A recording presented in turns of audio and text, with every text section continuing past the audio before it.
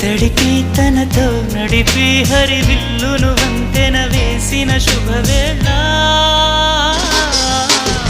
ఈ వర్షం సాక్షిగా